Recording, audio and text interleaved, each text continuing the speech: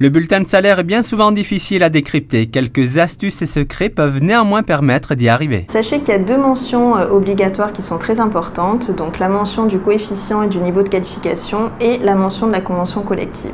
Donc ces deux mentions sont liées, elles vous permettent de vérifier le minima conventionnel, de vérifier que l'ensemble des primes auxquelles vous avez droit soit bien reporté au niveau du salaire brut. Donc ça c'est le premier bloc. Le deuxième bloc du bulletin de paye correspond aux cotisations sociales, donc salariales et patronales. Donc depuis le bulletin simplifié, on les divise en 5 parties. Donc la partie santé, famille, allocation familiale, etc.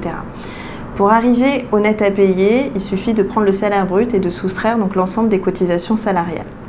En dessous de ce net à payer apparaissent les rubriques de congés payés. Donc, il y a 3 colonnes. La colonne des congés acquis, la colonne des congés pris et enfin les congés restants.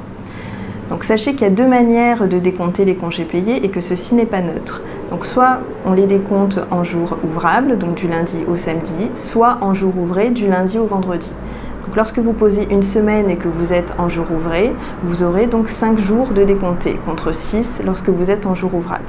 Une petite astuce, lorsque vous prenez un week-end prolongé, sachez que si vous posez le vendredi et que vous êtes en jour ouvrable, vous sera décompté 2 jours, le vendredi et le samedi.